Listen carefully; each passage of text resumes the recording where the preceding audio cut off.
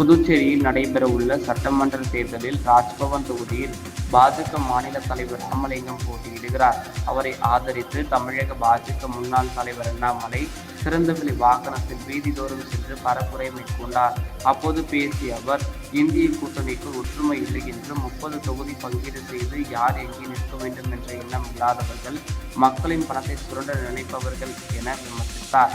காங்கிரஸ் ஆட்சியில் புதுச்சேரியில் ரவுடிகள் அதிக எண்ணிக்கையில் இருந்தனர் எனவும், தமிழகத்தில் இருந்த ரவுடிகள் கூட புதுச்சேரியில் தஞ்சம் புகுந்ததாகவும் குறிப்பிட்ட அண்ணாமலை, முதலமைச்சர் ரங்கசாமி தலைமையிலான ஆட்சியில் ரவுடிகள் ஒடுக்கப்பட்டனர் என்று தெரிவித்தார்.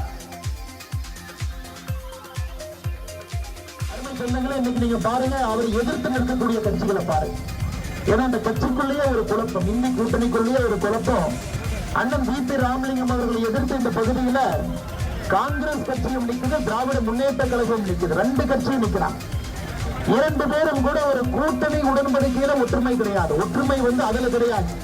2 கட்சிகளும் அதற்குள்ள பரஸ்பர ஒற்றுமை இல்லாதவர்கள் 2 பேரும் போட்டி போட்டு நிற்கிறாங்க. எப்படி இந்த கூட்டணி புதுச்சேரிக்கு ஒரு நிலையான ஆட்சியை கொடுப்பாங்கன்னு நீங்க யோசிச்சு பாருங்க. அவர்களுக்குள்ள 30 தொகுதிக்குள்ள தொகுதி பங்கீடு செய்து யார் எங்கே நிற்க வேண்டும் என்கின்ற எண்ணம் இல்லாதவர்கள், மக்களுடைய பணத்தை சுரண்ட வேண்டும் என்று நினைக்கக்கூடியவர்கள், இதற்கு முன்பு காங்கிரஸ் கட்சி புதுச்சேரியில காட்டாட்சியை அவிழ்த்து விட்டவர்கள், ரவுடி ராஜ்யமாக புதுச்சேரியை வைத்திருந்தவர்கள், தமிழ்நாட்டில் இருக்கக்கூடிய ரவுடிகள் கூட புதுச்சேரியில தஞ்ச புகழமாக இங்கே வந்திருந்தவர். நம்முடைய ஆட்சி வந்த பிறகு கடந்த 5 ஆண்டுகள்ல தேசிய ஜனநாயக கூட்டணி ஆட்சி வந்த பிறகு மக்கள் எல்லாம் பெரிதும் போற்றக்கூடிய ஐயா ரங்கசாமி அவர்கள் இந்த பகுதியினுடைய முதல்வராக கடந்த 5 ஆண்டு காலமாக ஒரு அமைதி பூங்காவாக புதுச்சேரியை மாற்றியது மட்டுமல்ல, தொழில் புரட்சியிலிருந்து ஒரு பெரிய வரலாற்று சாதனை 5 ஆண்டு காலத்தில் செய்திருக்கிறார்.